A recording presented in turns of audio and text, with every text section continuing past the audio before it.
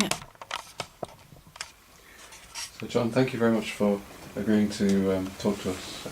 And the context is the series of workshops that we're organising on the history of language teaching, trying to stimulate interest in the UK in historical research and bring UK academics together with experts from the continent of Europe in this area. And I wondered if you could say a few words about that topic and whether what you think about that as an area. Well, I think it's an extremely welcome development. I think we've gone through a period where after a period where historicism was very strong, where it has become very weak. And I found that particularly people are so keen to show that their work is on the cutting edge of new developments, that they are reluctant to really see to what extent and in what ways the current problems and also possible solutions are grounded in the experience of the past. It's not seen that the experience and findings of past generations are relevant to the problems which we now face and have to try to solve. You've written recently about the Common European Framework and its if you like, its roots, or in a long tradition going back to Comenius and the reform movement, of course. I wondered if you could say a few words about that in particular. Yes. Well, the figure of Comenius is one which is of great interest to me. I went to the celebrations of his 400th anniversary in Prague, and then read the great didactic, and of course the Orbis Pictus and Janua Linguarum, and these other works devoted particularly to language teaching, and found, which I hadn't known before, how close his way of thinking was to that which had guided the work of the Council of Europe that I'd been involved in and attempted to shape in a different way. Particularly his views that language teaching is lifelong, that it is for all, irrespective of sex and class, nationality, that a good model of language learning can be applied to all languages, and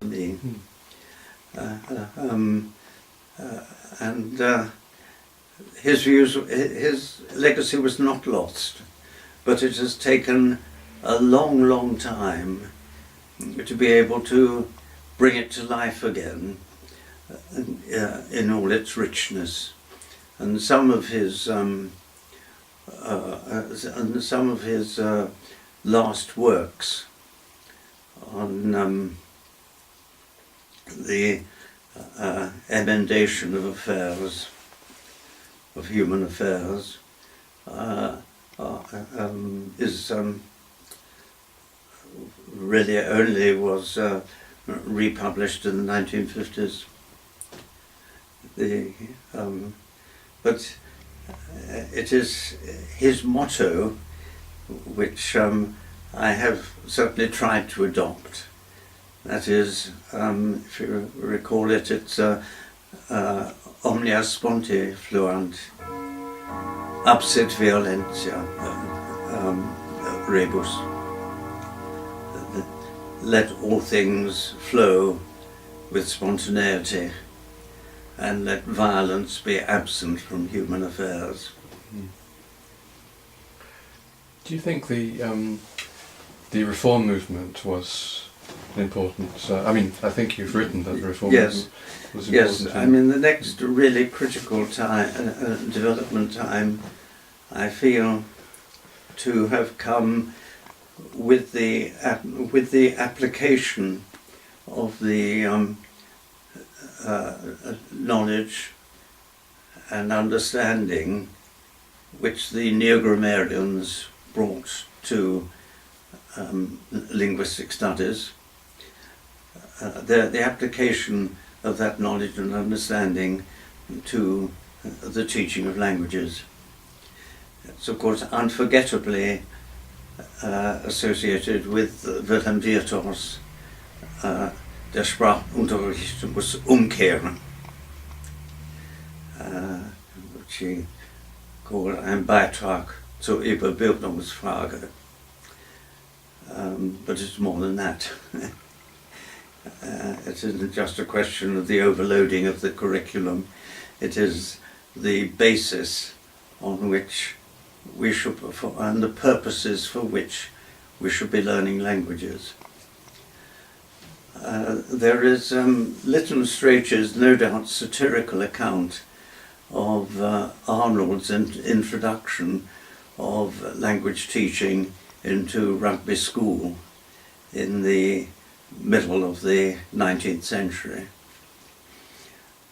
It's as I say, I think it is sympathetic, and I would like to see somebody go into and research in some detail the nature of his introduction of modern languages alongside the classics and the reasons for it, and its nature. I was in the National Pedagogical Library in Copenhagen and saw exactly how strong the revolutionary contrast was between the between the textbooks for the teaching of English in Denmark before the reform movement, and then the works of Jespersen himself.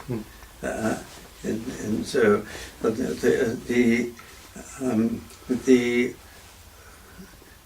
the basis for the teaching of English in the earlier period, earlier in the 19th century, were the translations into Danish of the English translation of the texts of the Roman classical period. So Caesar and Cicero, translated into English and now to be translated into Danish, or the other way around.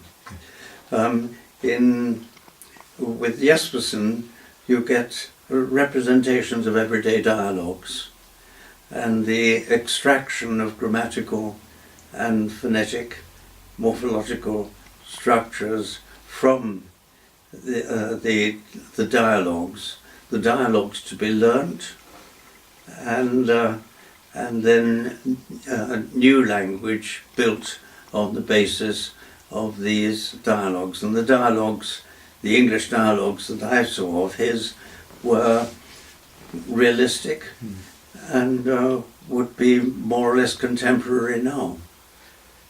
Can I? The status of foreign languages was very different then from what it is now.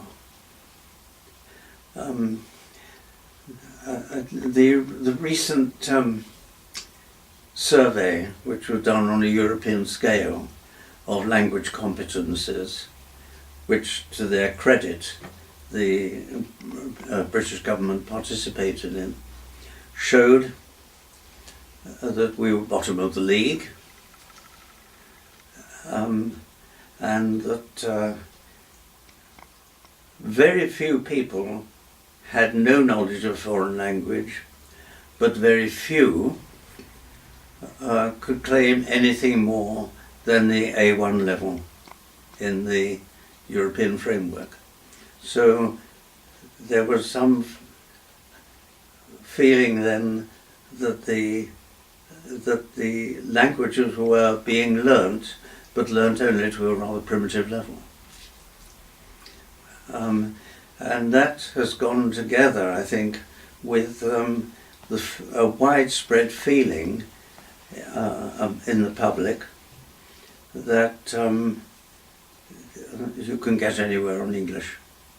But that did not exist, that feeling, in the 1930s. In fact, you you were so interested in In the East Anglian area. I,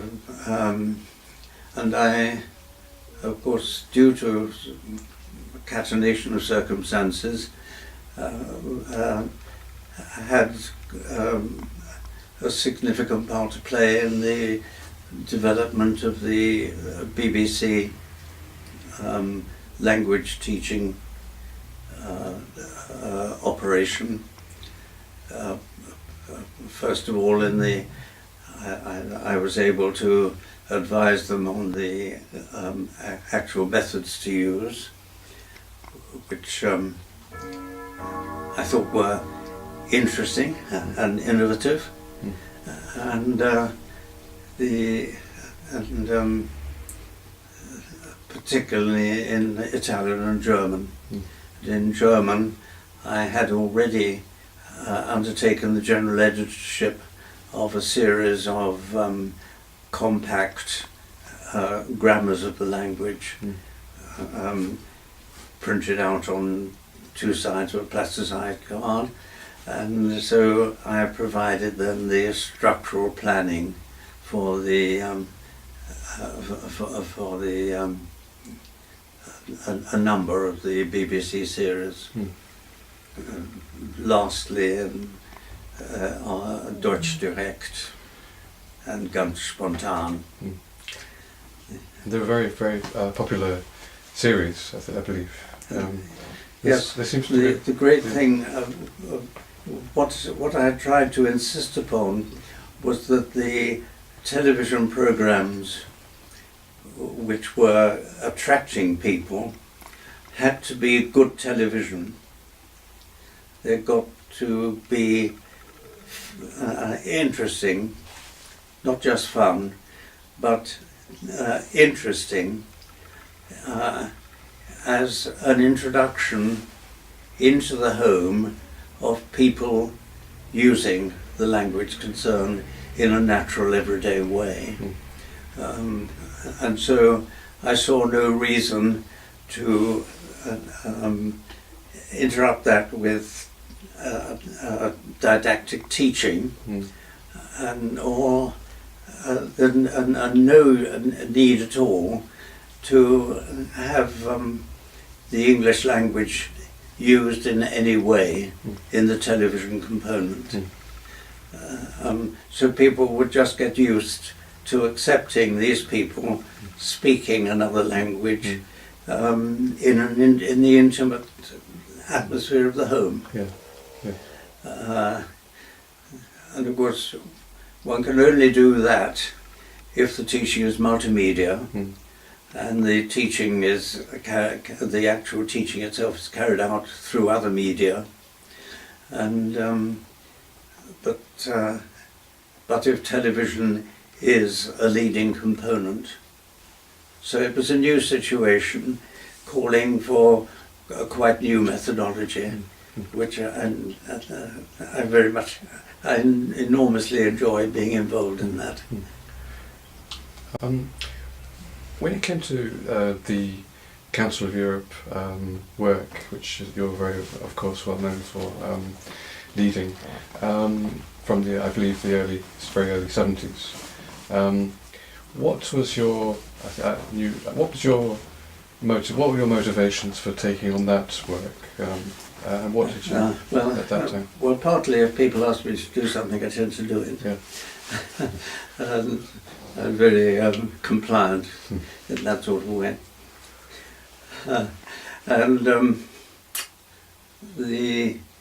I got involved in it partly because it turned out, I didn't know at the time, but it turned out that the Council of Europe was sponsoring the Congress on Applied Linguistics that I organised in Cambridge in 1969, and they gave us a small subsidy, and I wrote them a report on the Congress, which drew me then into their orbit. Now, at that time, they were engaged in a 10-year major project on language learning, which spread across all their educational committees. The last to take it up was the Committee on Out-of-School Education and Cultural Development. They were interested in a system of giving qualifications by a unit credit system, modularized, and which people could take according to the conditions of adult life over a period of time, and through a succession of modules. And they asked me to chair a committee on developing such a system for languages, a unit credit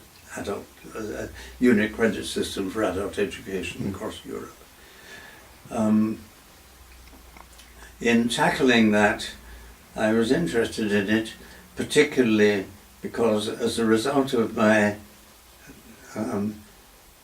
experience in multimedia operation, the TV field, and also my exposure to the views of Tony Beecher, the director of the Nuffield Foundation, and his ideas on educational technology, which he said was a matter of applying the principles of systems engineering to education rather than any particular technological devices. So, and I wanted then to have the opportunity of applying that in this particular field. David Wilkins and I attended the meeting to launch this idea, and we were not satisfied with the situational approach which was developed by people within the Euro centres and which was presented to us, because a situation is not an event. A situation is a class of events characterized by having a particular structure. And so we were then trying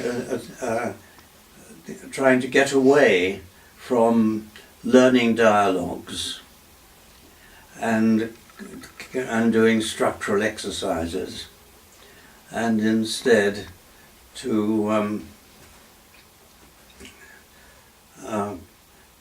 as a framework to provide an analysis of situations, i.e. classes of event, and the various elements that figured in these structures. And so we rapidly developed an overall model, and then large strings of categories that would figure within, as elements within these structures, and then the particular elements in particular languages, which would then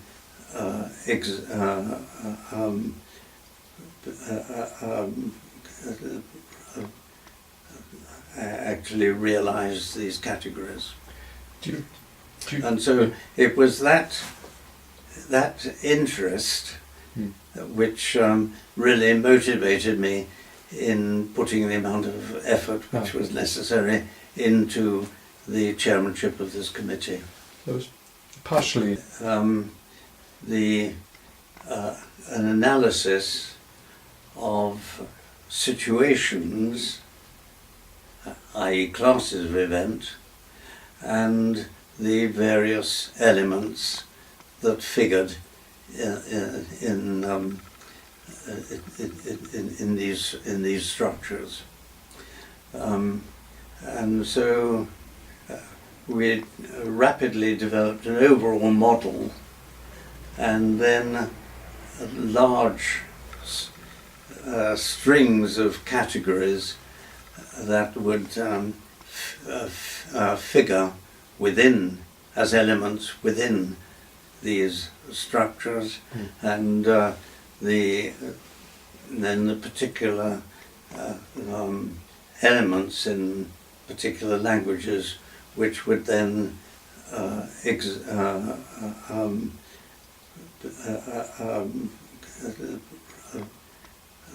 actually realize these categories. And so it was that interest which really motivated me in putting the amount of effort which was necessary into the chairmanship of this committee.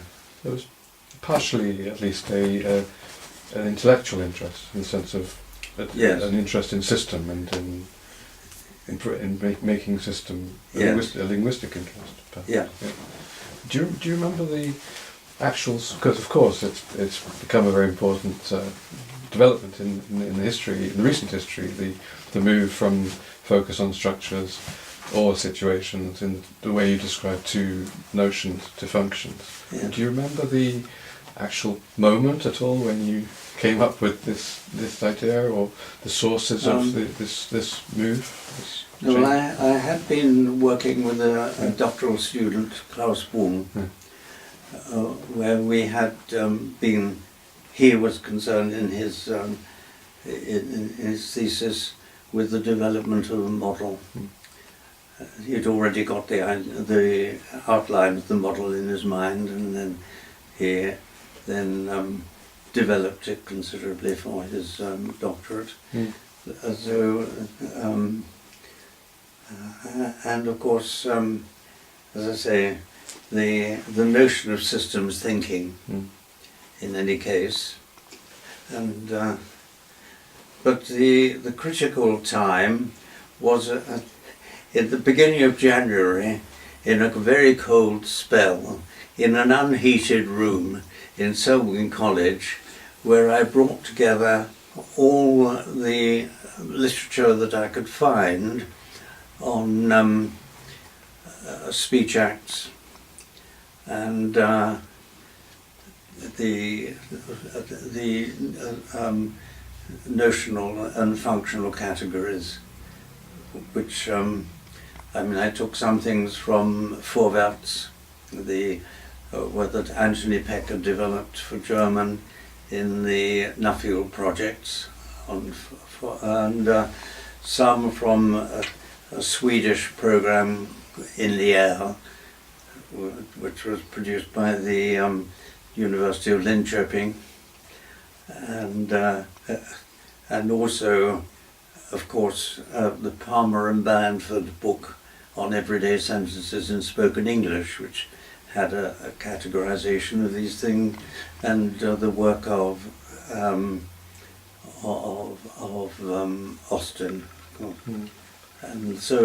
And then on the basis of this, we took the categories that within the overall systematic model that we wanted to present, and then drew up large lists are long lists of categories and exponents, which we then that was then put out by the Council of Europe as an internal document, and also sent to interested parties such as the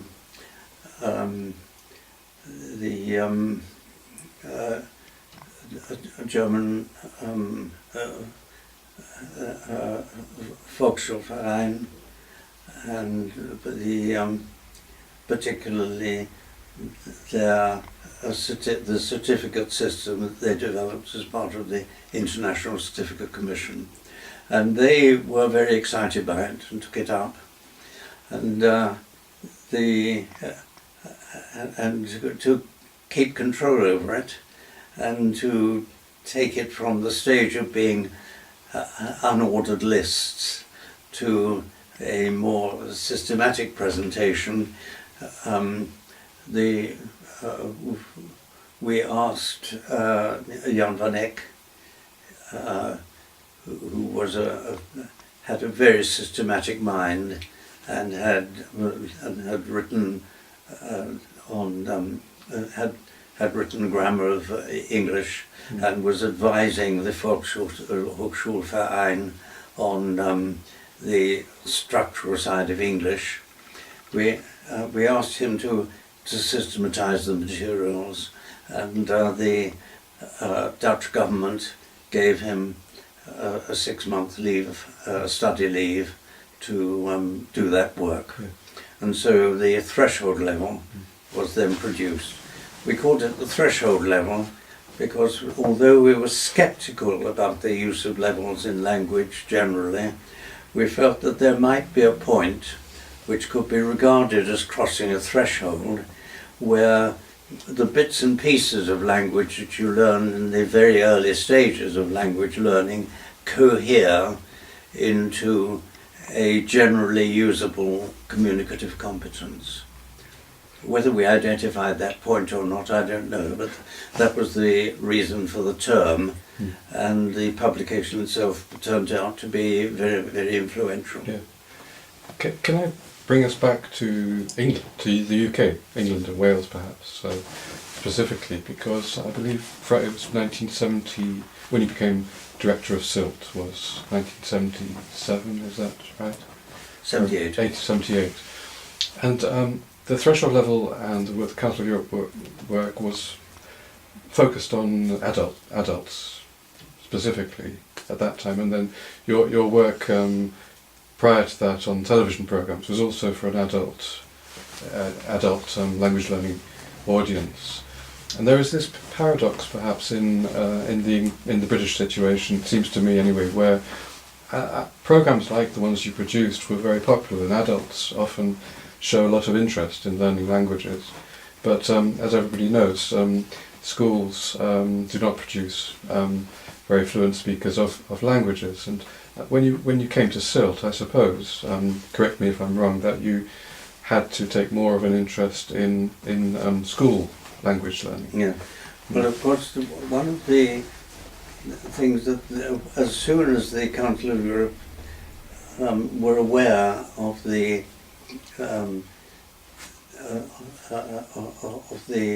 reception of the threshold level, they commissioned Van Eyck to produce a threshold level for schools, which was very largely identical with the threshold level, because in fact the difference between the adult audience and the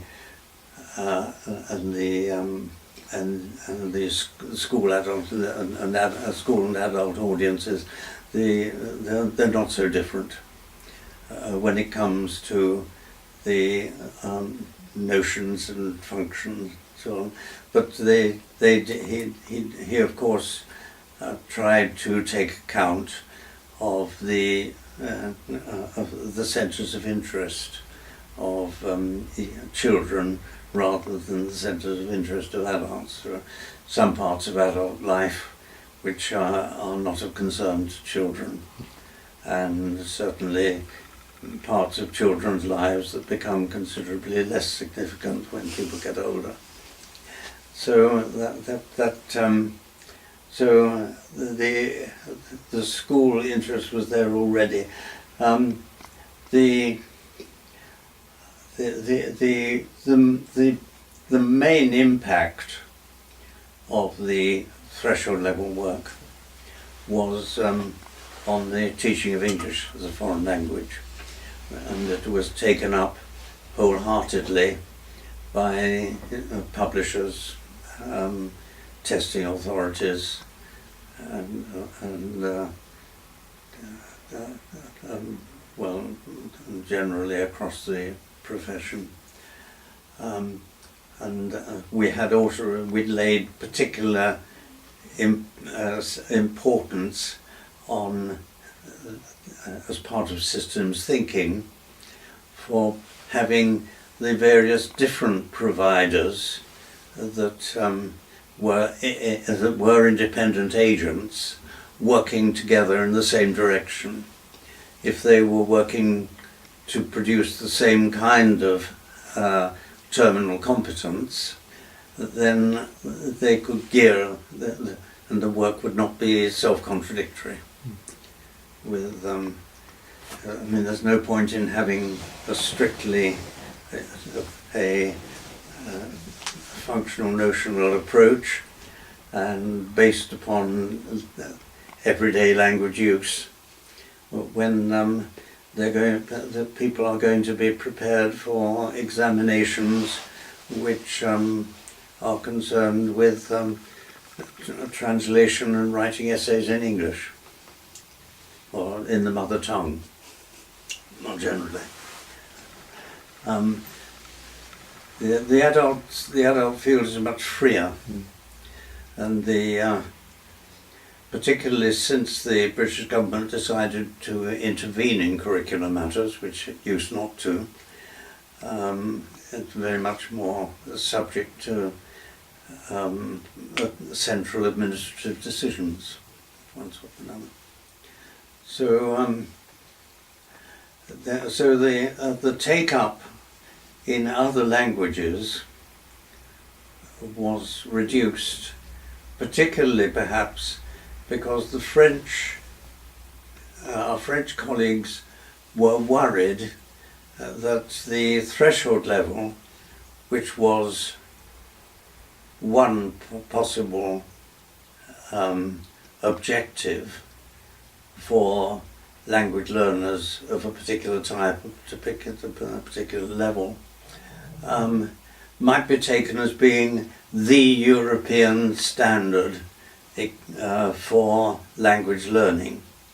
They wanted people to, in accordance with our basic principles, to respond to learner needs and motivations, characteristics and resources, and that the people planning courses had got to take these factors into account and not have that work done for them. And so they produced un niveau seuil, which is un niveau seuil and not le niveau seuil, and that was a survey of the resources of French at an elementary level, and the designers of courses or examination textbooks had got then to provide courses or tests appropriate to a particular defined audience, which will be different in almost every case. So highly diverse, and they feared the influence of the threshold levels as a centralizing and unifying incident. In fact, of course, the situation of competition in the English language field is such that people must innovate. So nobody is going to take the threshold level or anything else exactly as it stands, and because everybody else is doing so too, they're going to they have an inbuilt diversification, which will protect them against that. But in any case, the result of that was we had a strong impact on the teaching of English as a foreign language, and within schools that influence was, of course, in countries other than UK and Ireland. Yeah. And so it was what I did as Director of CILT was to do my best to support and encourage the Graded Objectives movement, which was very similar in its objectives, and with there's Harding and Brian Page, who were developing that in conjunction with the University of York, and an increasing number of departments of education, particularly in Leicester. There's Roy Downing, and so we welcomed it, partly because it was an application of the ideas of the Council of Europe project and of the threshold level, but particularly because it was a bottom up. Yeah. It was teachers who came to the conclusion that the public examinations were not doing the job, which was became necessary with the introduction of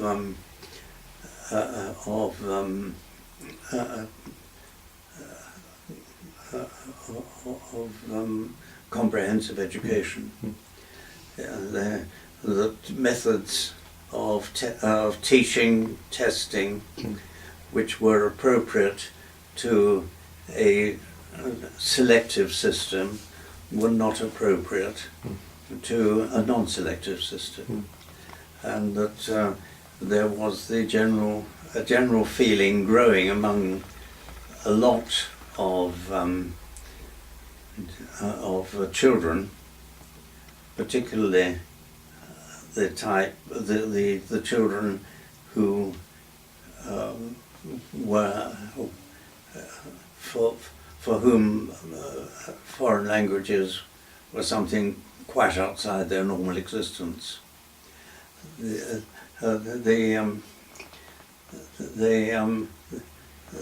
feeling among such children that languages were difficult, they were rather boring, that they were irrelevant to their future working needs, and also, in any case, to their everyday lives. And so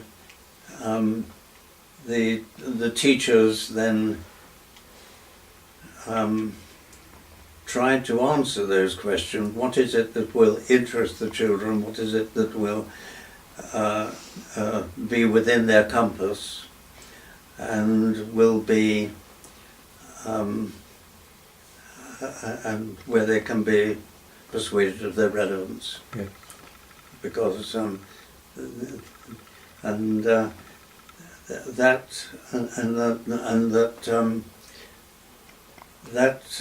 progressing the progression of the language competence can be then placed on a series of levels, and people can present themselves for qualifications at those levels when they're ready to do so. And so that the possession of a qualification means you've reached this point in your learning process, rather than that you have done better than other people taking the same examination at the same time. Yeah. And so, but we did not want to interfere with the fact that it was an autonomous development of voluntarily cooperating teachers. So we did not attempt to influence, whatever our views, knowledge and views might be, we did not attempt to influence the decisions they came to. But we did try to strongly support them logistically. Yes. And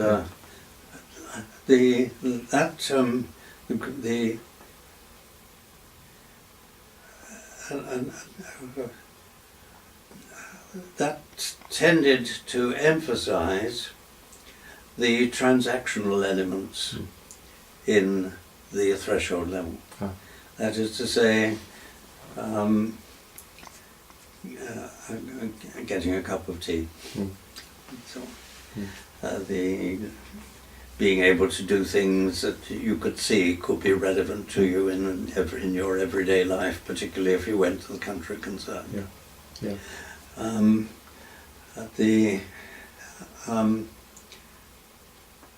But the system was developing, particularly upwards, and then, of course, in the higher grades, it escapes from this concentration on the transactional, and with later teenagers, middle teenagers, later teenagers, the interpersonal becomes of increasing importance, and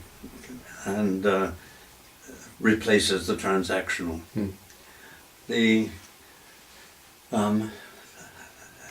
trouble came when the government intervened further in curricular matters and wanted to set up a national curriculum for language learning, and thought, and they were then, I think, convinced that the way to go was along the lines that the Great Objectives movement had produced. And so it immediately ossified the movement. It removed its basis as a bottoms-up, teacher-controlled, teacher-directed movement,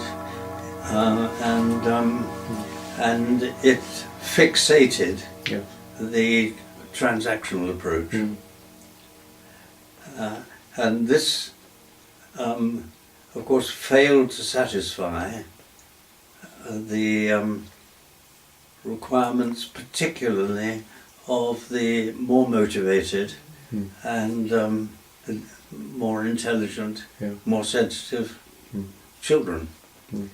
And so ossification or reification, a sort of a process which is almost inevitable when I'm thinking about the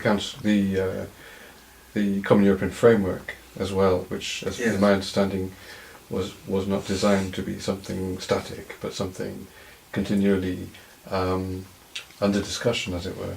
And a similar process seems to have happened with, in this case, testing agencies. You mentioned publishers earlier, and also yes, I mean, certainly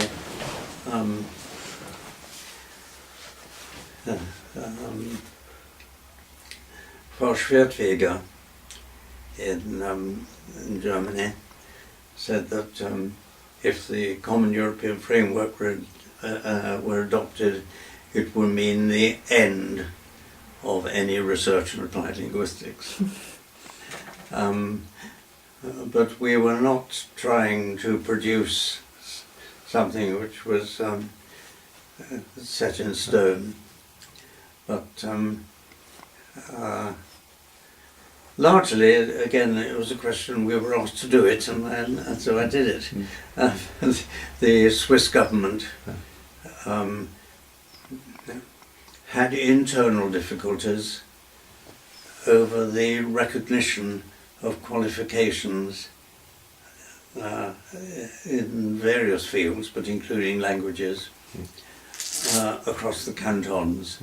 There is no Ministry of Education in Switzerland. Decisions are taken at the cantonal level, but there are, of course, coordinating bodies which can influence this, but essentially the decision making is at cantonal level. They found it easier to have internationally recognized standards against which what was being taught and tested in different cantons could be calibrated, rather than try to produce a national instrument. But it turned out that the desire to have internationally recognized standards of calibration was not confined to that situation, that because of increasing vocational and educational mobility globally, but certainly within the European Union, people were being called upon to appoint employees or to admit students on the basis of the qualifications they had obtained in a wide variety of different situations, circumstances, and which they couldn't, where the administrators taking the decisions could not be expected to inform themselves in detail about the basis on which those qualifications were awarded. And so it came at a time when there was this practical interest from administrators of various kinds in an international system which would allow, within the limits that were necessary for the decisions to be taken, but not necessarily more finely than that. So we felt that the system of 6 levels would be sufficiently robust to allow the major decisions on admissions to higher education and the first employment of employees to be taken. And the Swiss government then financed the research work to produce the basis for a system of that sort. At the same time, Daniel Cost and I, who were not concerned with that problem, were then interested, he in providing a rational basis for curricular reform, and myself for, out of my general phonetic and linguistic knowledge, to provide a descriptive framework of what it is that constitutes the full communicative ability, communicative competence of an adult learner. So it was then up to individual users to decide how much of that was worth making a priority within their teaching and testing structure. But we did not wish in any way to preempt the decisions that people might make, but only to provide a calibrating instrument and to provide an overall model of communicative competence which was sufficiently detailed for people to make detailed decisions. But of course, there are, the world is a complicated place, and when confronted with such an instrument, people can use it in various different ways, which they have done. Richard, just to warn you, we've got 20 minutes of battery left. Okay. Well, finally, perhaps you've kind enough at the beginning to say how important you feel research into the history of language teaching is, and then gave fascinating description of Comenius and the reform movement, and we came then to something of your own career in language teaching. I suppose that in some ways with the Council of Europe work particularly, you have been centrally involved in a sort of reform, attempts to reform language teaching. I just wonder if finally there are any lessons from that experience that you would like to share, lessons from history, if you like, from your own history or from the history looking towards the future, or any other final words? Yes.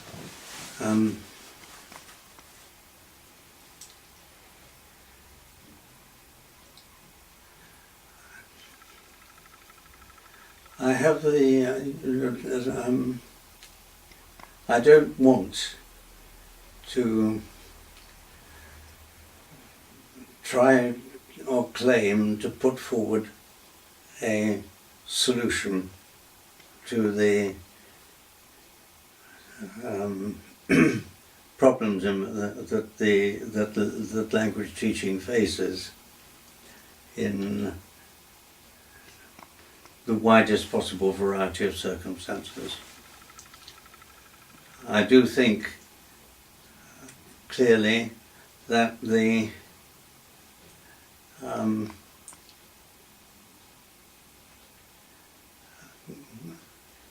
a series of central decisions which have been taken with regard to modern languages have not had their consequences properly thought through.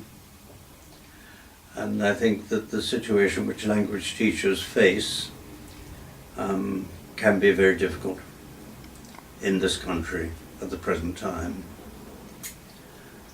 I have a very, very high opinion of the language teaching profession.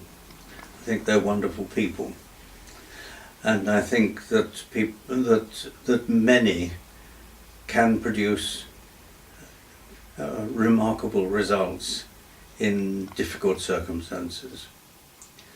But of course, for many others, it's a way of earning a living, and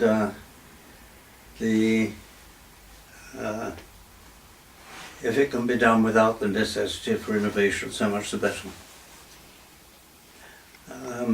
But I don't want to propose solutions, mainly because I lack the knowledge and really penetrative insight into the situations which people face in order to claim to be able to provide solutions to their problems.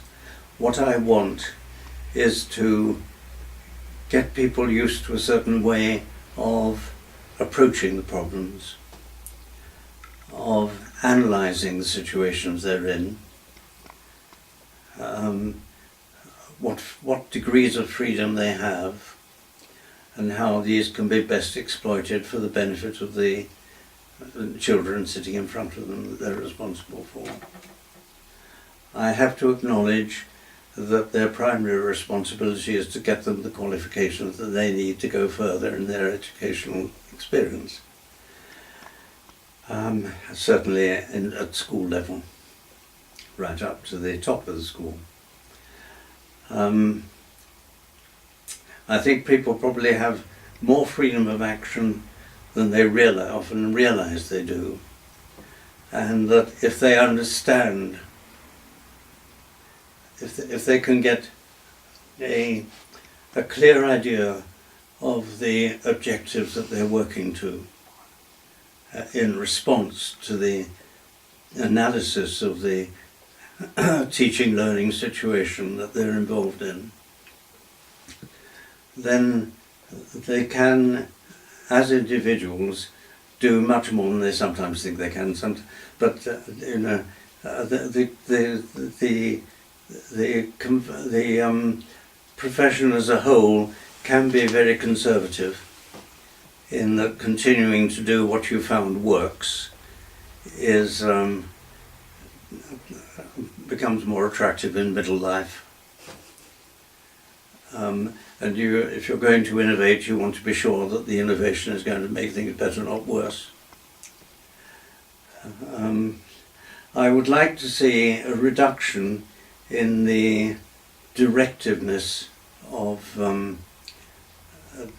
government action. I think the role of government is to answer the questions why, and then to a more limited extent what. I don't think they should concern themselves too much with how.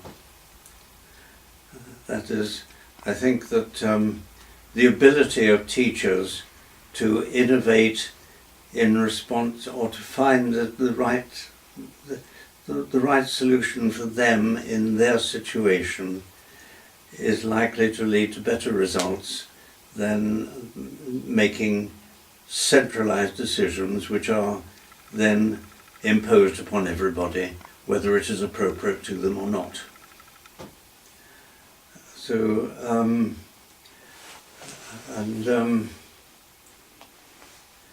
but I want to provide then the machinery, or see the machinery provided. I like to see the machinery provided, and I've done what I can to help along that way, to assist people's thinking, to make intelligent decisions as close to the point of learning as possible.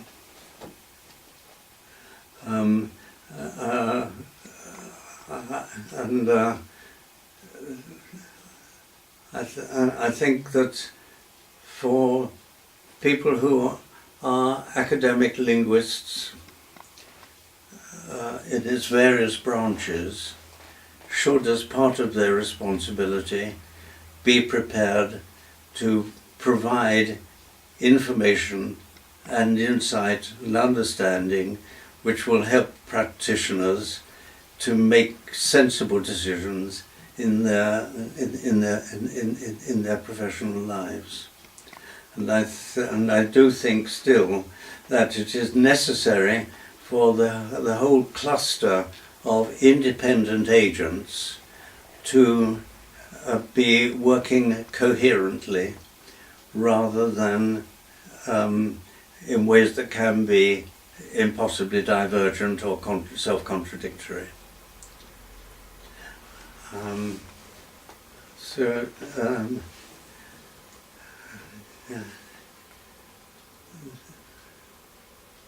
So empowerment is what I think the research world and the academic world can provide to language learning